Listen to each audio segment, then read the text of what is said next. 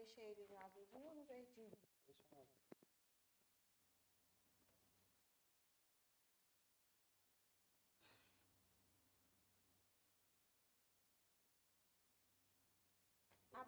Entra em uma live aí, só pra ver se ela... Aí é da Suzana? Só pra ver se ela vai. Não, da Suzana eu tô de rosa. Vai.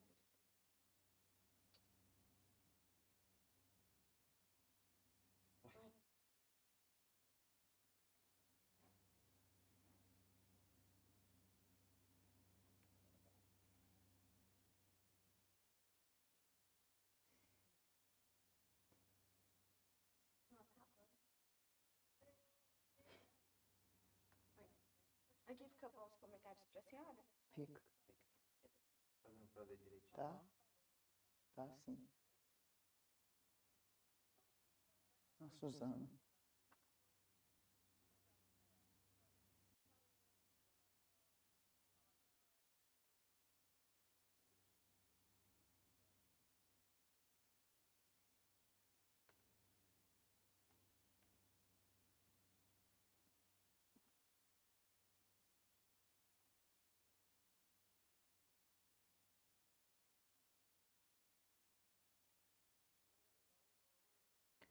Três, dois, um, gravando. Gravando.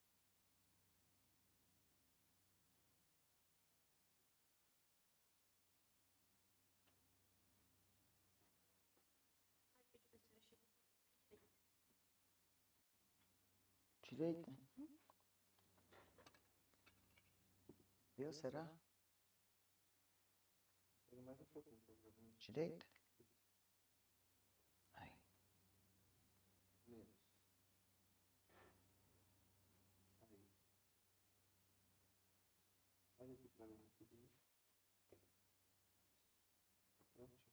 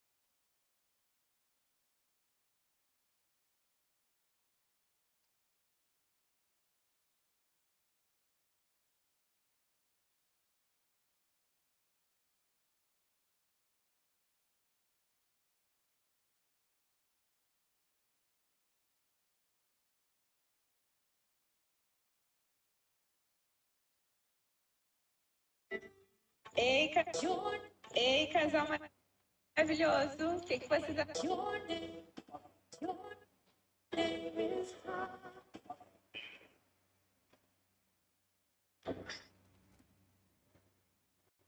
Você tá pondo na esteira, Raíssa, FD Play quantas vezes por semana para divulgar? Você postar todos os dias no story da senhora às 14 horas. Ontem postou, sábado postou, Ah, tá. todos os dias.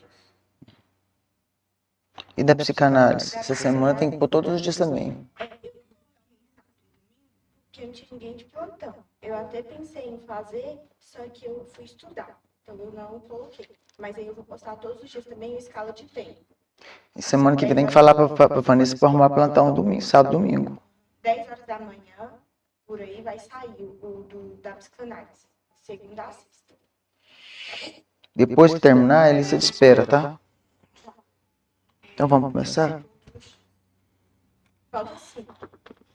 Tem nada não. Vamos começar pra ver se tá certo, pra na hora que começar não tem nada errado. Isso aqui sempre da direita, que eu não sou canhota. Vamos colocar tudo no fundo.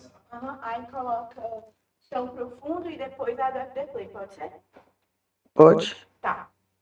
Oi, Bruno, você tá aqui. Tudo bem? O que passando? Hoje, Tá aqui. tô um pouquinho. Vai dar um oi. Tudo bem, doutor Bruno? Tudo bem, bom dia. Bom dia.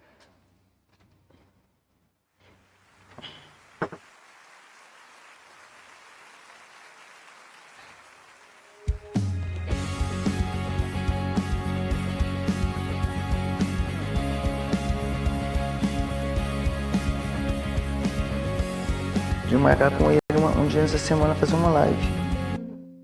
Talvez na quarta. O Fernando volta na sexta. Sexta a gente viaja? 21, né? É sexta-feira. Viaja pra onde? Pra Campo Grande. Vai voltar que dia? Eu acredito que sábado tem outra, que não é em Campo Grande. E a gente volta no sábado à noite mesmo. Ah, é? Eu vou falar assim.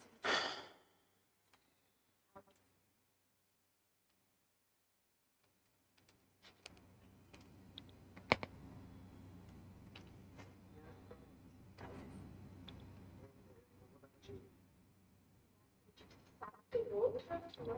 Ah, já começou? Pode pôr a música dele. A música tem que ouvir aqui. Bom dia, bom dia, bom dia, bom dia, pessoal. Tudo bem com vocês?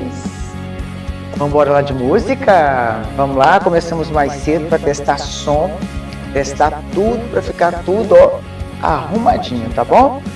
Vamos lá?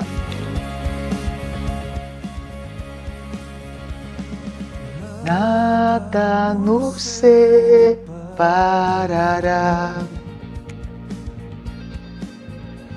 dos laços do teu grande amor. De longe ouvimos o amor que chama, paixão profunda, bondade e graça se derramando. É tão profundo, tão imenso e cobre-nos.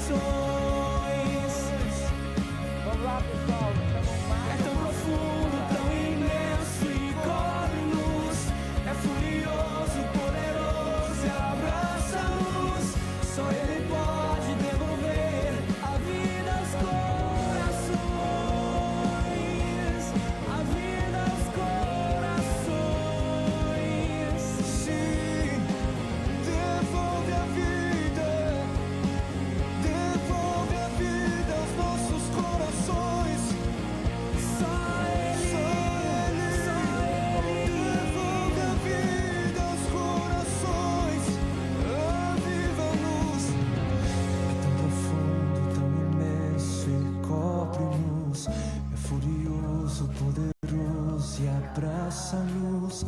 Só Ele pode devolver a vida aos corações. É tão profundo, tão imenso e cobre-nos. É furioso, poderoso e abraça-nos. Só Ele pode devolver a vida aos corações.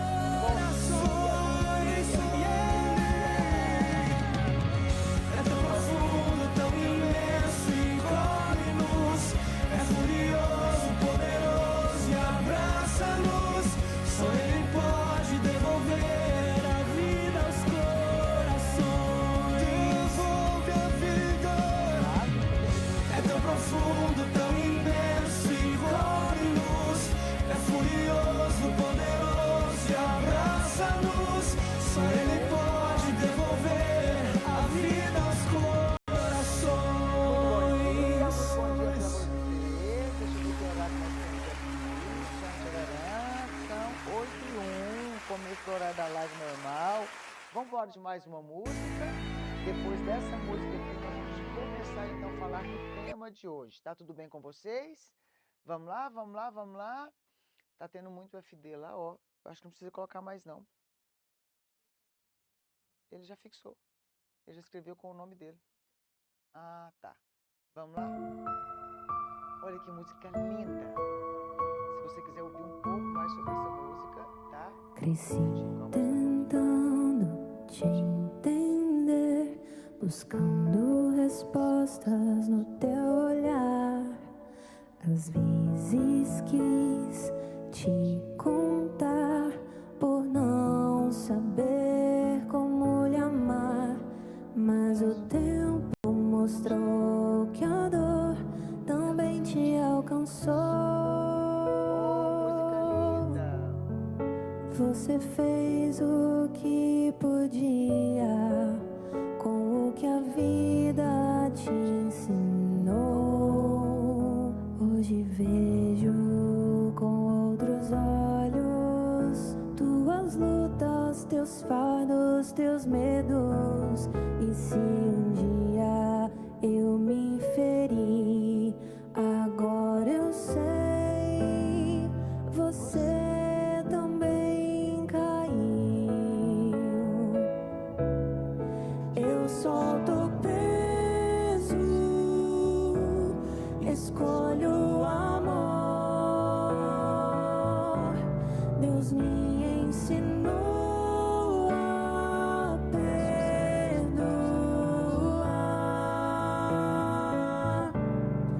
O que nos feriu, Ele já curou.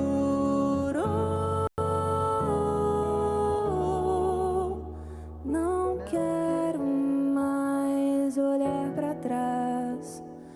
Hoje eu entendo e posso te amar.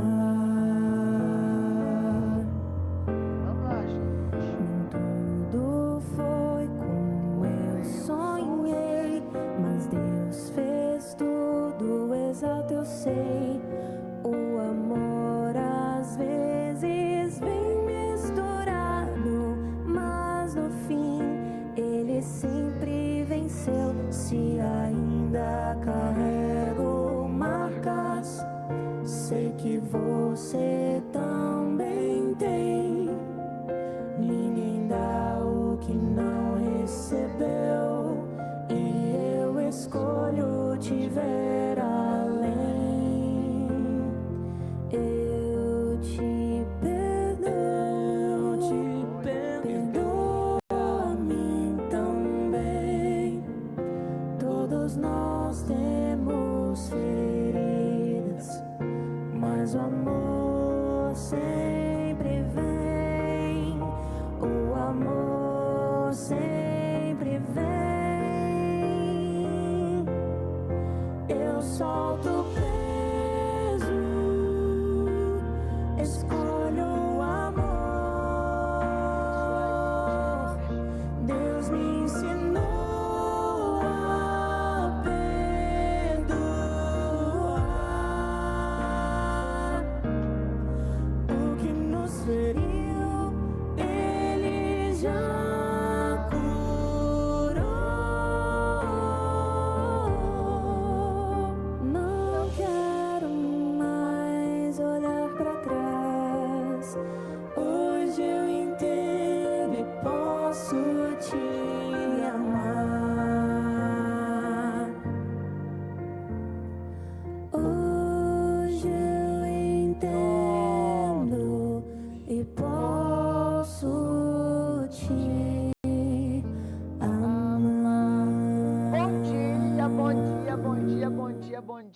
bom dia, bom dia, bom dia.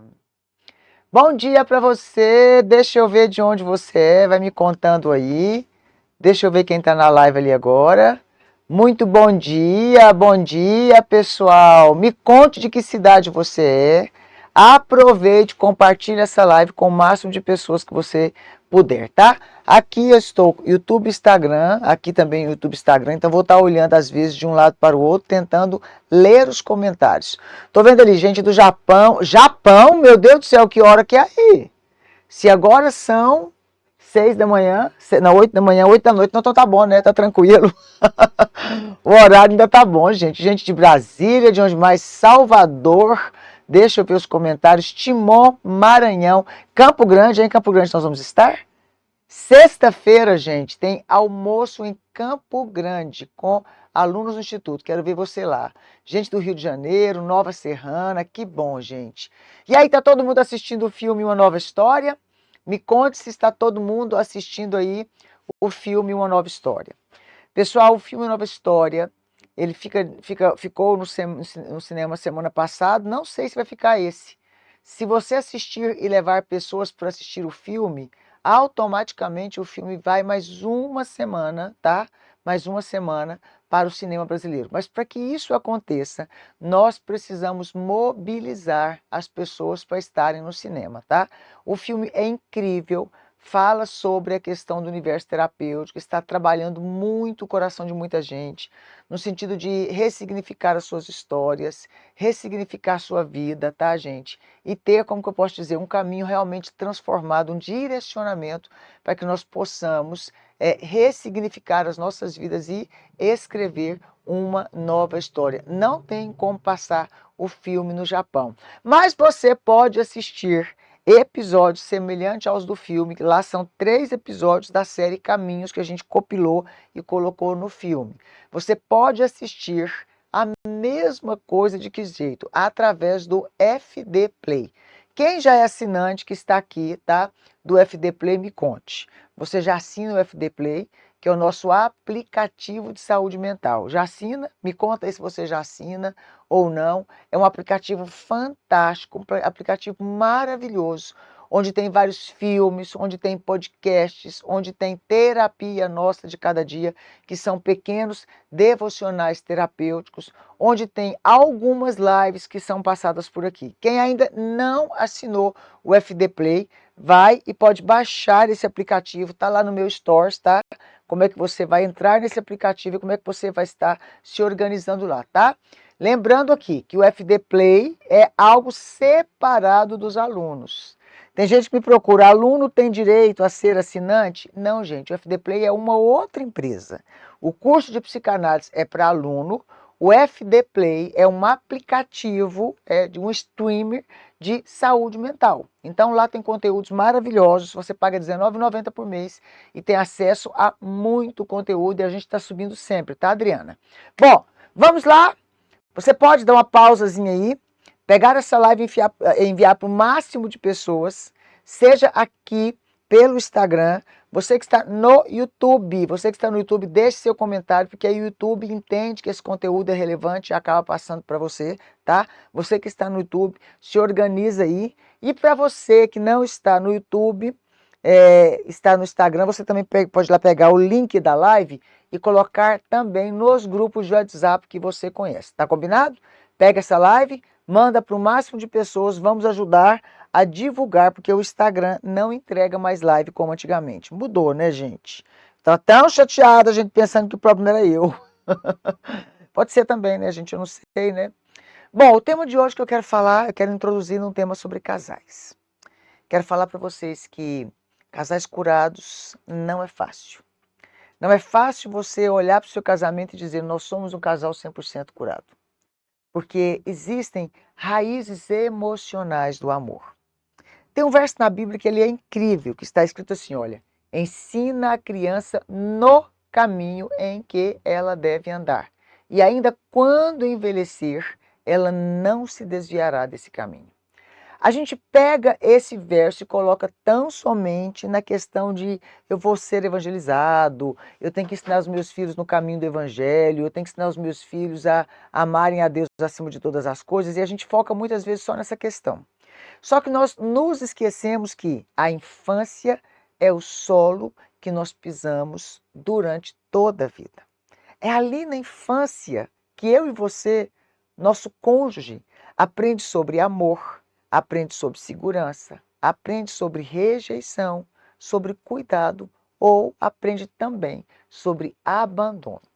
E tudo que vivemos, seja as palavras que ouvimos, seja os silêncios que nós enfrentamos, seja os exemplos e até mesmo as ausências, vão se tornando exatamente parte de quem somos.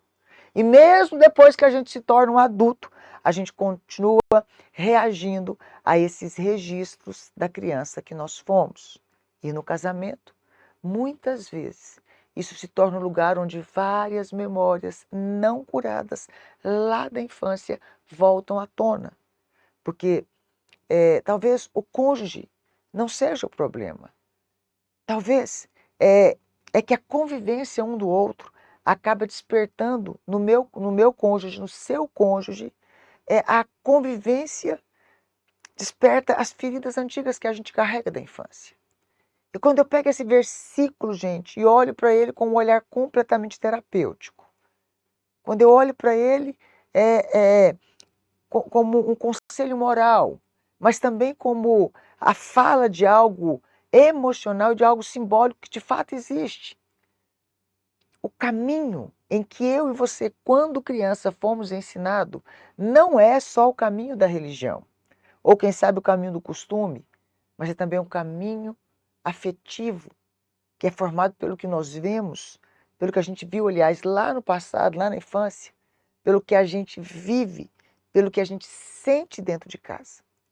Se a criança aprendeu o caminho do amor, ela levará automaticamente o amor. Se a criança aprendeu o caminho da culpa, ela viverá se punindo. Se aprendeu o caminho do medo, ela vai reagir com o quê? Com medo, inclusive dentro do casamento. Deixa eu ler os comentários. Raíssa, chega só esse aqui para cá um pouquinho que o Caio esbarrou. Aí ficou muito longe para mim ler os comentários. Põe ele mais pertinho aqui, por gentileza. Isso. Deixa eu ler, ao contrário. Deixa eu ler os comentários, por favor. Deixa eu ler ali. O que você sabe que você trouxe da sua vida quanto criança? Mais do que possível. Isso. O que você sabe que você trouxe da sua vida enquanto criança? Me conta. Faz sentido para você que muita coisa você traz lá da infância. Lá da infância. Às vezes algo que você está convivendo com seu cônjuge aciona algo da infância. A Karen diz que trouxe da infância agressão, chega no casamento, vive também agressão. Derivan escreveu O Caminho do Medo. Art Cord escreveu A Rejeição. Mariane escreveu Complexo de Inferioridade. Olha aqui, a Ale Souza disse, eu trouxe da minha infância que eu deveria resolver tudo no grito. Gente, como é sério isso? Como é sério? A gente nem pensa muitas vezes em como essas questões são sérias na nossa vida. Porque é na infância que a gente aprende conceitos que a gente leva para a vida. É na infância que a gente aprende conceitos que a gente leva durante toda a nossa história. E não é diferente na Bíblia não, gente. E aqui, muitas vezes, não é uma questão de maldição hereditária, tá? Olha aqui. Isaac herdou o silêncio do pai Abraão, lembra? Rebeca, ela herdou o controle da família de Labão. 2 infâncias feridas. 2, de Isaac e de Rebeca. Geraram lá no futuro um lar dividido. De que jeito? Houve favoritismo. Isso foi o fruto das raízes não curadas. Quando então tem o reencontro dessas 2 infâncias, quando 2 pessoas se casam, não apenas 2 adultos se unem, mas são 2 infâncias que se reencontram. Cada um traz os seus aprendizados, cada um traz as suas carências, cada um traz as suas defesas emocionais. E o que não foi curado vai se repetir lá na vida desse adulto agora como o quê? Como conflito. Por isso que curar a infância é cuidar do casamento. Não é reviver o passado, é preparar o coração para amar sem medo e sem repetição. Faz sentido para você? Eu me lembro de uma paciente que eu tinha, eu comecei a atender essa menina. Ela tinha pensamentos suicidas, ela estava separada do marido e diante dela ver tudo que havia acontecido na sua vida, com talvez na época 19 anos, ela deu um arrependimento tão grande, tão grande, tão grande que ela pensou em suicidar. Essa menina, o pai era muito bruto, muito rude. O pai se dizia pastor, tá, gente? Trabalhava dentro de casa, com as filhas ali, como se diz, o pastorado dele, para ele estudar, era dentro de casa. Ele tinha igreja que ele ia à noite. E aí ele ficava estressado, ele ficava nervoso, ele gritava com as meninas. A mãe brigava demais. Quando ele estressava com a mãe, ele dava um grito com ela. Se o grito não resolvesse, ele lascava um tapa na mãe, mas isso aí ninguém sabia. Só sabia os dois e as duas filhas. O tempo foi passando, ele muito rude, né, um homem muito bruto com as filhas. Quando ele ia fazer alguma coisa com as filhas, ele falava, arruma um jeito de você trabalhar aqui, ó, de empregada, de babá na casa de alguém. E ele ia levar as filhas para o shopping, ele falava, me dá aqui, ó, o dinheiro do petróleo. E aí essa menina encontra um cara que chama ela de bonita, de lindinha, de maravilhosa. Leva ela para o shopping e não cobra o dinheiro do petróleo. Leva ela para o shopping, assistir um cinema e depois, além de não cobrar o dinheiro do petróleo, deu sorvete e deu McDonald's. Então, na cabeça dela, ele era o cara. Inconscientemente, ela tinha que pagar a ele. Ela disse até para mim que ela tinha que pagar a ele de alguma forma. O que aconteceu? Ela fez sexo com ele logo no primeiro encontro. Ela já tinha uma vida sexual ativa com vários homens, inclusive com primo, com tio, porque o pai nunca ensinou nada. Eu disse, mas você não sabia que isso não era certo? Não. Sexo antes do casamento, você não sabia que não era certo? Expliquei para ela, conversei tudo. Aí ela, ainda mais com qualquer pessoa, meu Deus, você é prostituir. Aí eu lembro que ela me disse assim, não, a gente tá lá, normal, ela em casa, meu pai é pastor, mas ele assiste malhação, ele assiste novela, e todo mundo come na frente da TV lá em casa. Ou seja, meu pai prega uma coisa, mas ele vive outro. Ele torce para a Mariinha da novela X ficar com o Joãozinho que é casado. Ele torce para Manuelinha da novela Y ficar com o Vitor, que é mais bonito, sei lá, é mais presente. Ou é aquele cara que ela tem vida sexual. Então, na cabeça dela, é tudo normal, porque o pai dela é um homem lá na igreja, mas é o outro homem dentro de casa, porque até mesmo o pai dela é violento. E aí eu me lembro que ela casou com esse cara, ela ficou grávida desse cara com 16 anos. Ele era da idade do pai dela, para você ver, quando uma mulher procura num homem, um homem muito mais velho, é óbvio aí que ele tem uma carência afetiva, ela tem uma carência afetiva paterna, e nisso fica muito claro. E aí, gente, você não tem noção.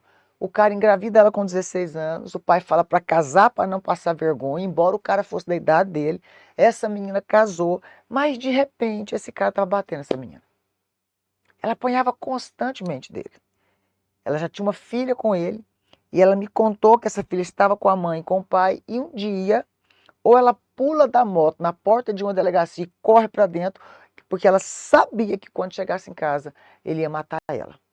Porque ele já batia várias vezes e ela nunca fez nada. Ela nunca denunciou, ela simplesmente tampava o rosto do corpo, se vestia melhor, nunca denunciou e a vida foi seguindo.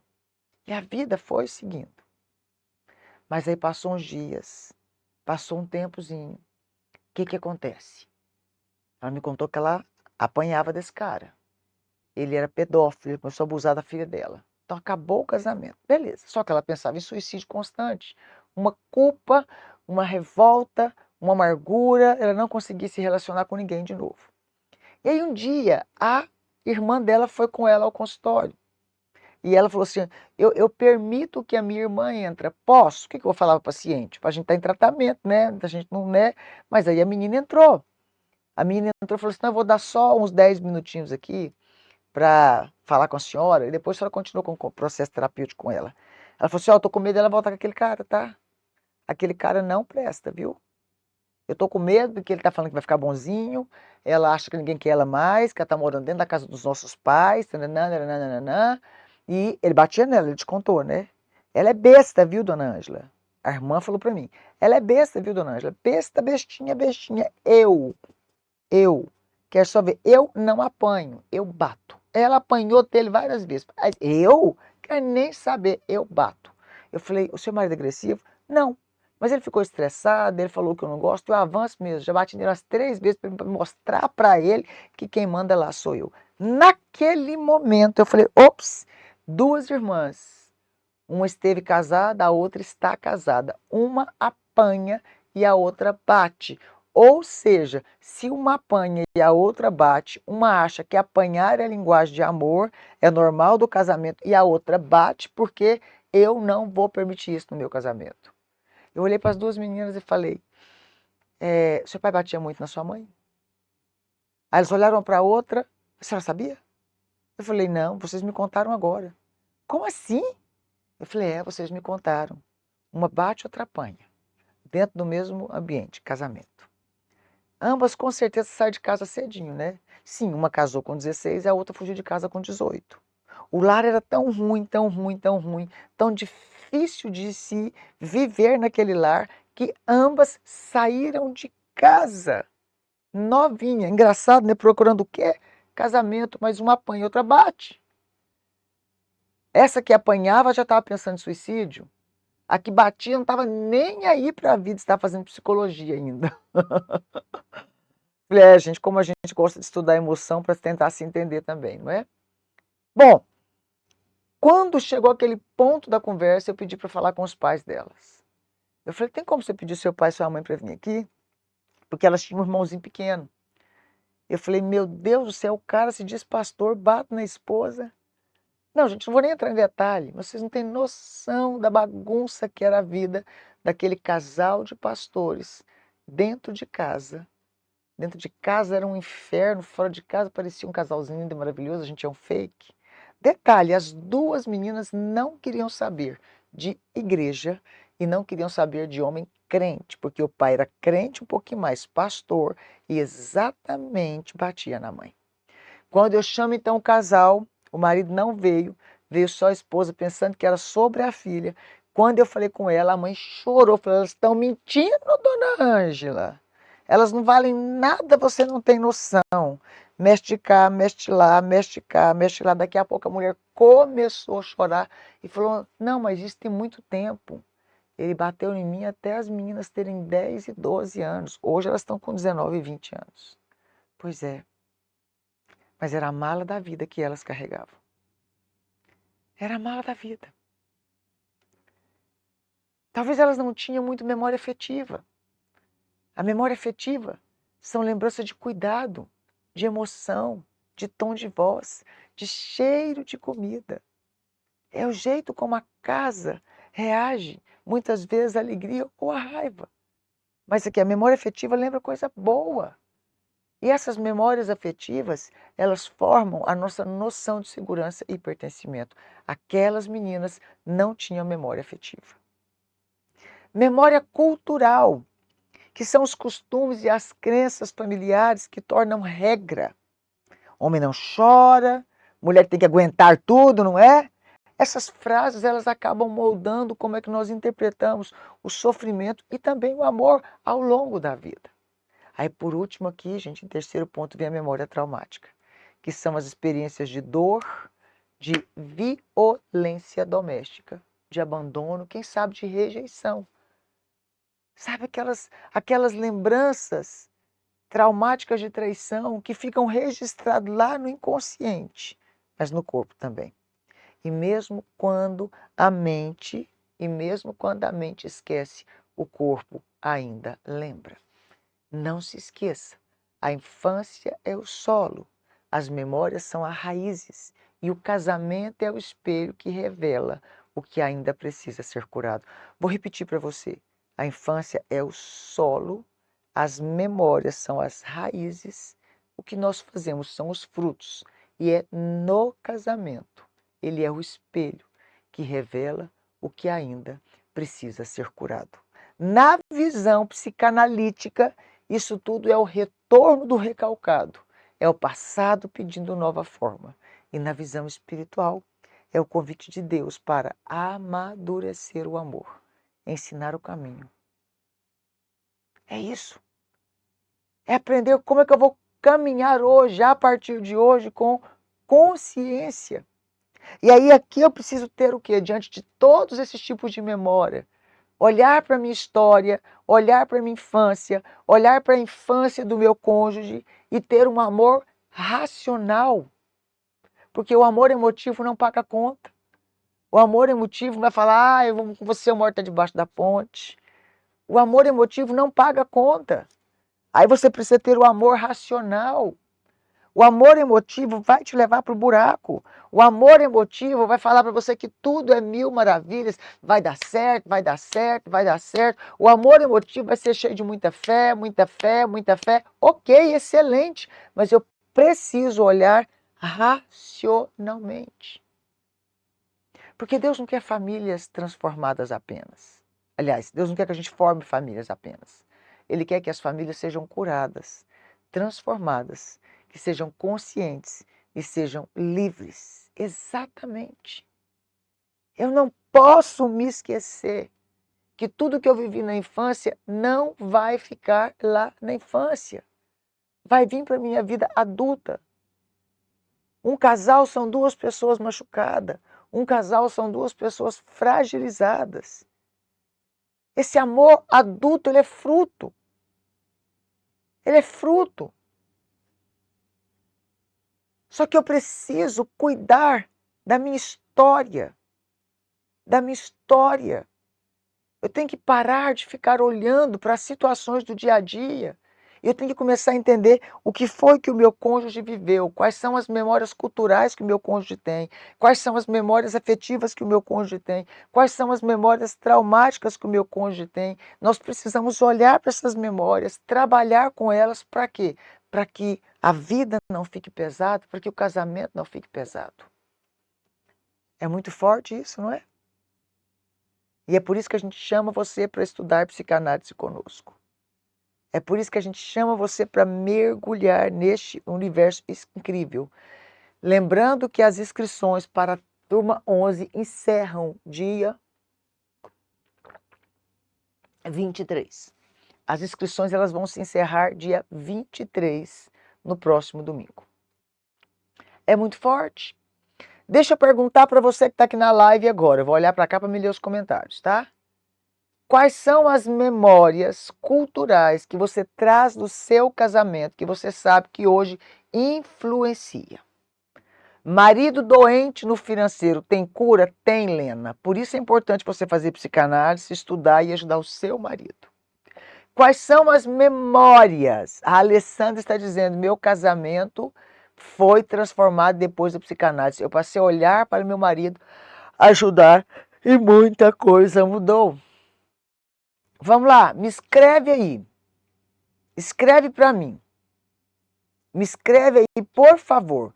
Olha, a Selma disse, no casamento eu quis ser a autoridade maior do que meu marido. Minha mãe era assim, mas me consertei. Você tá vendo, gente? Uma memória cultural, até que a morte nos separe. Gente, e até Bíblia, né?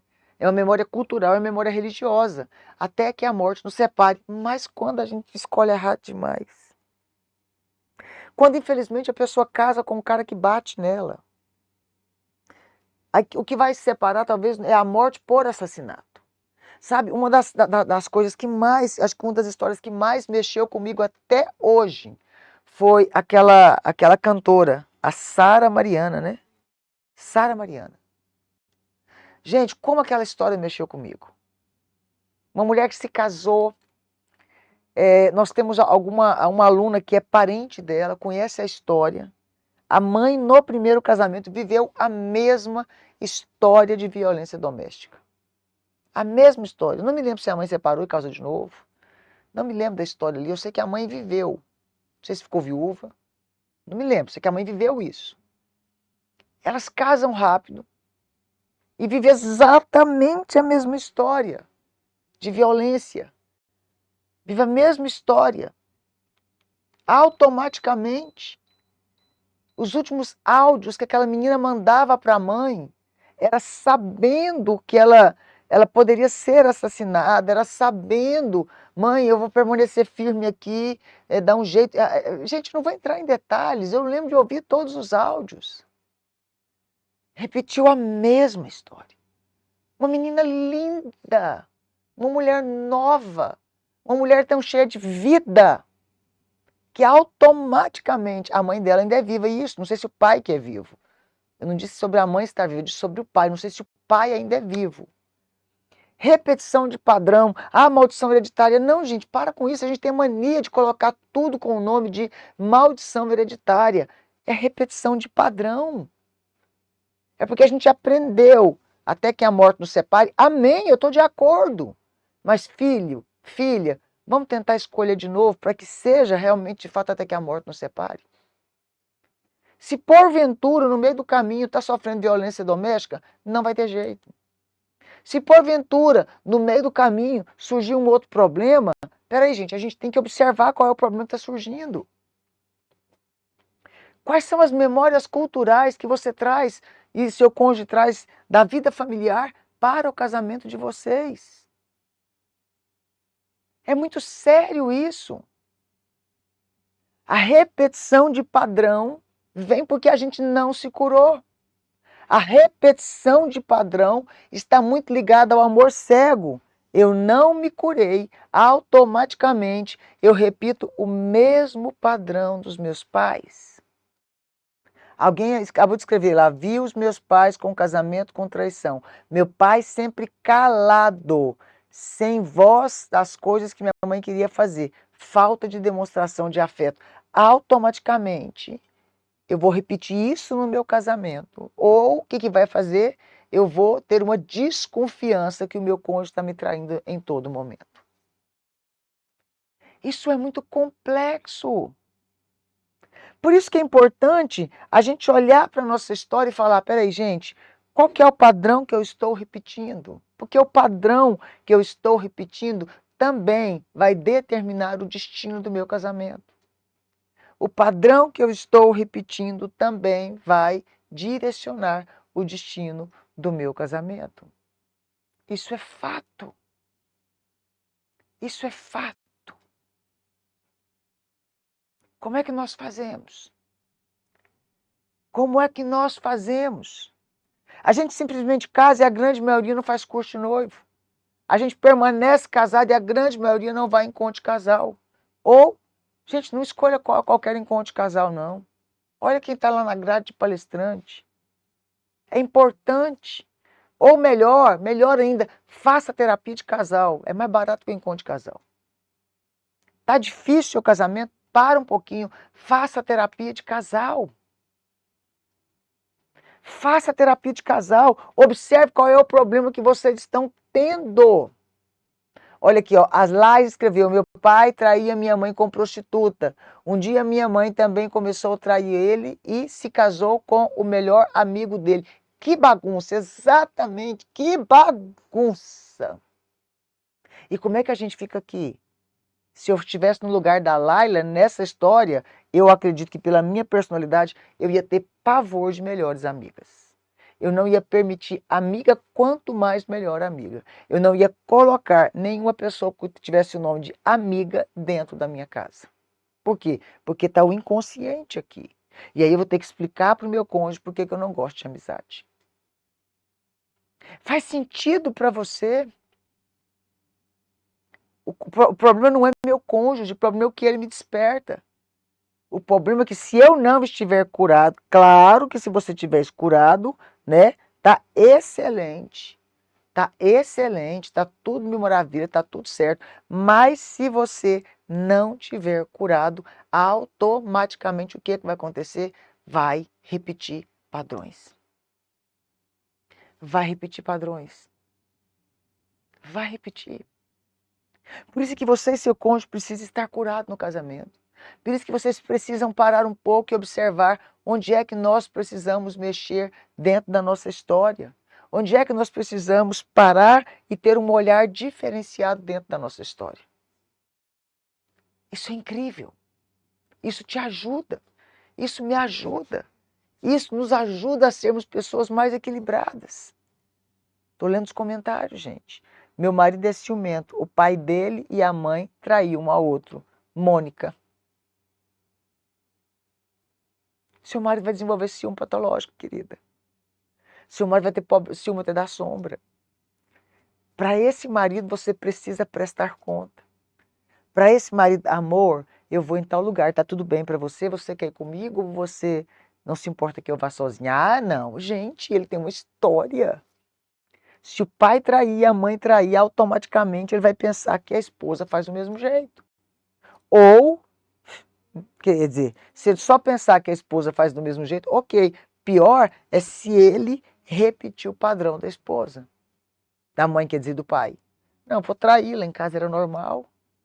E aí, isso ensina a criança no caminho que se deve andar. É esse andar no caminho que a criança aprende. É esse andar no caminho que a criança aprende. É esse exemplo, seja ele negativo, seja ele positivo. Se ela cresce no ambiente de violência doméstica, ela vai ter ou medo de violência, ou ela vai repetir violência. Se ela cresce no ambiente de mentira, ou ela vai repetir mentira, ou ela vai odiar a mentira. Qual que é a probabilidade? A probabilidade é que, infelizmente, ela vai repetir a mentira mais do que odiar. Se ela chega a odiar, é porque ela já alcançou um padrão de cura que é praticamente muito difícil para que se alcance sem que tenha um processo aí de, quem sabe, terapêutico. Por isso é que é importante eu olhar para o meu cônjuge e saber o que ele traz da infância.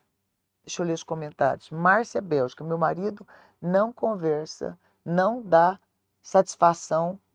A minha sogra diz que o pai dele também era assim, antes de abandonar a casa. Então, antes que aconteça a mesma coisa, que o seu marido também abandone a casa. Porque está caminhando para isso. Eu acabei de ler um comentário forte. Minha sogra diz que meu sogro era assim antes de abandonar a casa. Antes que seu marido repita a mesma coisa, ou seja, abandone a casa, pare e busque ajuda. Pare e busque ajuda. Não adianta falar, estou ensinando o caminho do evangelho, o caminho da verdade. Eu tenho que andar no caminho. É no caminho que eu preciso andar.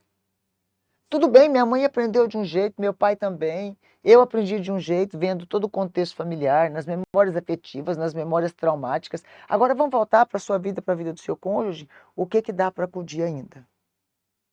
Onde é que a gente vai sentar e conversar aqui? Estou lendo os comentários lá, está incrível. Está incrível.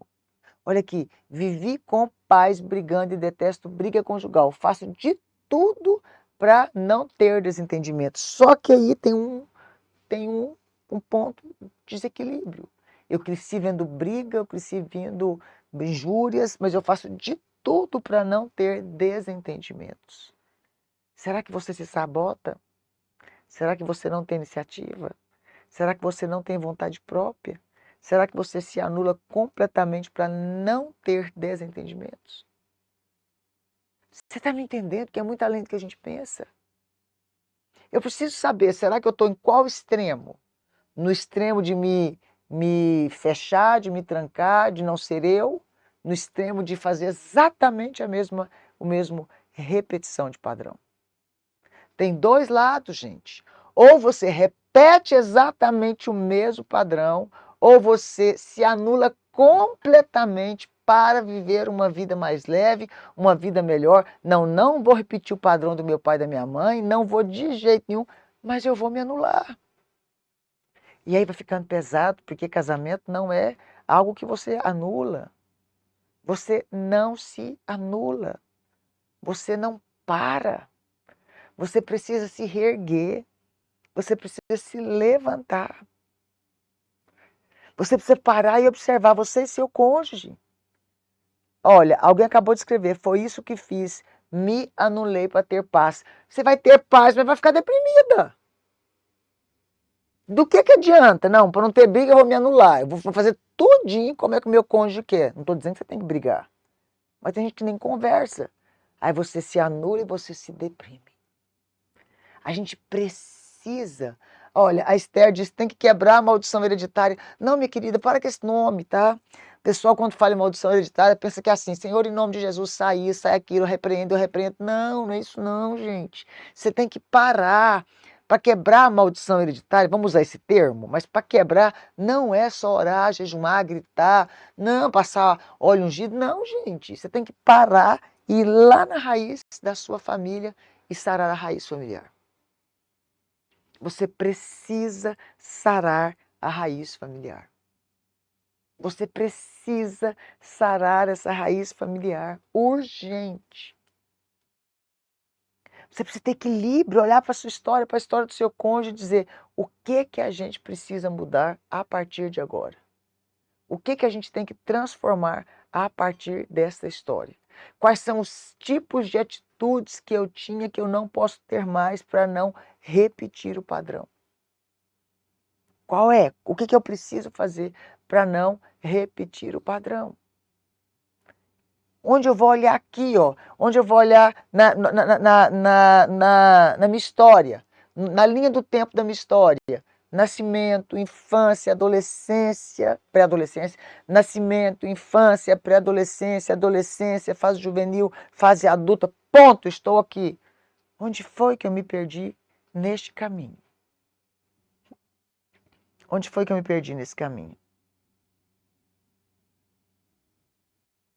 Onde foi que eu me perdi nesse caminho? Estou olhando os comentários, estou olhando a hora. A família do meu esposo, alguém acabou de escrever, sempre teve surtos psicóticos. E a sua? Como é que está a sua? Como é que está a sua?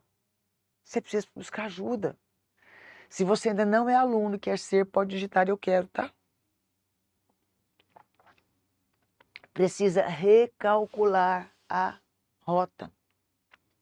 A Vanilda escreveu, meu marido me xinga de desgraça, eu tenho vontade de sumir. Ele não permite nenhuma palavra de confronto minha. Que relacionamento abusivo, hein, querida? Você quer me narcisista? Você fica escutando tudo. Vagabunda, vadia, mulher da vida, você não presta, você não é ninguém. E você fica calado aguentando tudo. Até quando? Até quando você vai ficar calado aguentando tudo? Não estou falando que é para você enfrentar ele, não. Eu estou falando para você se entender, buscar ajuda, se conhecer, buscar ajuda terapêutica. Gente, e se há violência doméstica, querida, deixa eu te falar. Se há violência doméstica, você precisa enfrentar. Alguém disse, eu me sinto empregada do meu marido. Mas você se permite? É você quem se permite. É você quem se permite. Por quê? Porque às vezes teve um pai tão ruim, uma mãe tão ruim, um lar tão tóxico, que pensa assim, para sair de casa eu vou encontrar o meu príncipe encantado. Passou o primeiro cara com cara de príncipe, só tinha cara. E olha lá se tinha mesmo. Nosso Deus, eu vou montar na garupa dessa bicicleta, vou vazar e vou ser a princesa dos felizes para sempre. Não vai funcionar porque casou para sair de casa. Mas tudo bem, você está aqui agora, você já casou. Então vai se estudar, gente. Você vê tantas mulheres. Eu tenho uma aluna que fez psicanálise conosco, que o marido falava assim para ela antes. Você não sabe ser ninguém, você não presta, você não dá conta de nada, você é uma fraca. E ela começou a estudar e ele vivia falando para ela, vai embora, sai de casa, pega suas coisinhas e vai embora. E a bichinha, não, chorava o dia inteiro. Aí ela estudou, entendeu. E ela entendeu que, na verdade, ele fazia tudo aquilo para pressionar ela, enfim.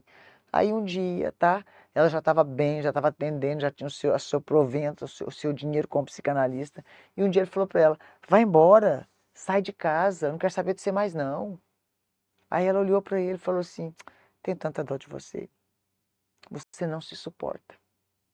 Você não consegue olhar no espelho para ver o homem tão complicado que você é. Não vou embora. Mas se você quiser ir, pode ir lá naquela sala, lá naquele quarto lá, arrumar sua mala e Deus te abençoe, vai em paz. Aí falou, como é que você vai sustentar você? Se eu for embora dessa casa, como é que você vai se sustentar? Ela falou, eu dou meu jeito. Porque ela já tinha feito psicanálise e já atendia. Esse marido Não arrumou a mala. Aí teve outro dia que ele falou um punhado de coisa para ela, expulsou ela de casa. Nossa, se você tiver vergonha na cara, você vai embora. Aí ele foi lá dentro, arrumou a malinha, ela, aliás, arrumou a malinha, deixou lá a porta e falou assim, olha, eu não posso sair porque nós temos 2 filhos e a casa, por direito, é minha. Mas eu já arrumei a sua malinha para você ir embora. Ele ficou tão sem graça, mas tão sem graça, que aí depois ele passou a respeitar ela, porque ela criou voz. Ela falou, eu não preciso de você. Eu não estou dizendo para você fazer isso no seu casamento, não. Eu só estou dizendo, diante dos comentários que eu estou lendo, que a grande maioria das mulheres. Olha, alguém acabou de escrever, meu marido ultimamente só me trata bem. Quando quer intimidade, fora isso, eu sou invisível. E não, é como se eu não estivesse aqui. É porque você se permite. É porque você se permite. A tal da falta de conhecimento é um negócio complicado. E é tão interessante que quando você busca conhecimento, na linha terapêutica, você se conhece, você conhece o outro, você começa a pôr o quê? Limite. Chega, eu mereço respeito. O que você traz da vida lá do passado, de traumas da sua infância que você tem suportado hoje? Cada um vive aquilo que tolera. Você não é obrigado a aceitar algumas coisas. O conhecimento te faz posicionar. O conhecimento te faz ter uma vida plena. O autoconhecimento, então, ele é simplesmente libertador. Por isso é que eu estou dizendo para você aqui, gente. Por isso que eu estou dizendo para você aqui. Vem estudar psicanálise. Eu estou pegando coisa aqui básica, tá? Estou lendo os comentários. E é tão difícil, gente. Quando eu começo a ler comentário na área de casamento, meu Deus, é tanta mulher nessa live vítima de violência doméstica. É tanta mulher nessa live tratada como cachorro. É tanta mulher nessa live tratada com desdém. Sem um pingo de respeito. E a pergunta que eu faço a você, mulher, que está me escrevendo esse tanto de comentário que eu estou lendo lá. Por que você se permite? Você aprendeu a viver o quê? Com dependência? Você aprendeu a viver de que jeito? Presa. Eu fico chocada quando eu leio, meu Deus do céu, esse tanto de comentário ali. Eu fico chocada de verdade. Eu fico chocada. Meninas, deixa eu te falar uma coisa. É possível você mudar se você consegue sair da dependência emocional. E às vezes, não é que eu estou dizendo aqui, tá, abertamente, sai do divórcio. Não, não é isso. Eu só estou dizendo para você que você tem que aprender a pôr limite. Que você tem que aprender a se valorizar. Que você tem que aprender a se respeitar. Que você tem que amar, em primeiro lugar, a si mesmo. Deus, depois a si mesma, depois o próximo. É muito complicado, meu Deus. Por que nós temos esse tanto de mulher que não estão posicionadas? Porque a gente não conhece a nossa própria história. Um dia eu estava num fórum político, onde estavam falando sobre violência doméstica, e me convidaram para ter uma participação. E era um fórum pequeno, devia ter, talvez aí, olha, umas 20 mulheres, mais talvez, no máximo 25 mulheres, e tinha vereadores e deputados. E eles ouviam todas essas mulheres vítimas de violência doméstica. E levaram algumas autoridades, terapeutas, no meu caso, né? Acho que a autoridade deveria ser no máximo umas 8. O restante eram vítimas. Nossa, tinha mulher que tinha aqui amassado, tinha mulher que tinha tido um tiro não sei onde, tinha mulher que tinha perdido o dedo. Ah, que dó! Meu Deus do céu, você não tem noção que dó quando eu olhei para aquela cena daquelas mulheres. E elas relatavam o problema, uma estava fugida, a outra estava não sei de que jeito, a outra estava morando na casa de abrigo, enfim, meu Deus, que luta. A outra tinha separado, mas ele não tinha conseguido, voltou pro cara de novo, ele quase matou ela, estava na terceira vez que estava fugindo dele. E aí todo mundo com muita dó, aquela coisa, e de repente que ele me deu uma ira santa por dentro. E todo mundo defendendo, a mulher, defende a mulher, defende a mulher. Não vou defender o homem, calma, não assusta não, não choca não. Calma, escuta primeiro. Eu falei, gente, eu vou falar uma coisa para vocês. Não vai adiantar arrumar lei para violência da mulher, contra a violência da mulher. Não vai adiantar se a gente não cura essa mulher. Eu perguntei para a mulher que tinha uma marca de um tiro que o próprio marido deu e tinha perdido um dedo. É isso aí. Minha senhora, quando a senhora voltou a primeira vez, a senhora tinha tido tiro? Ela não, já tinha perdido o dedo. Não, mas o dedo, na verdade, eu não quis, ele estava nervoso e arrancou meu dedo. Nem sei que já foi que arrancou esse dedo dela. Eu falei, ah, tá. Aí a senhora saiu dele e voltou de novo. Voltei por causa dos filhos. Por causa dos filhos, não por causa dela. E aí, o que aconteceu? Aí ele me deu um tiro. Tava com a marca do tiro. Aí eu olhei para ela. Perguntei para todas elas lá. Acho que 80% voltava ao erro. E eu disse, não adianta fazer lei para elas. A lei da Maria da Penha já é, acho que, suficiente. Nós precisamos cuidar da dependência emocional dessa mulher. Dessa mulher que viu isso na infância, a mãe nunca fez nada, ela cresceu aceitando essas migalhas de cuidado, achando que precisava desse tipo de relacionamento. Faz sentido para você? É uma geração de dependentes emocionais. Tem dependentes emocionais mulheres, tem dependentes emocionais homens também. Não é só mulher, é mulher e homem. É uma geração cheia de gente dependente emocional, de gente curada, de adulto no corpo, criança na emoção, que fica com a pessoa por causa de um pirulito, que fica com a pessoa por causa de um elogio, que fica com a pessoa por causa de praticamente quase nada. Faz sentido para você? Dependência emocional, carência afetiva, isso vem de onde? Falta de conhecimento do quê? Da criança que você foi, do caminho que você percorreu até aqui, que vai continuar dando problema. Por isso é que a gente precisa entender, a gente precisa se permitir ser curada. A gente precisa entender, a gente precisa se permitir ser curada. E ponto. É isso aí. Ensina a criança no caminho que se deve andar e quando crescer, não se afastará dele. Vou fechar minha live. Para você que ainda vive algum tipo de codependência, em amizade, em relacionamento, seja no que for, bom assunto para falar amanhã, hein? Seja no que for, será que não está na hora de você começar a se conhecer para você pôr limite?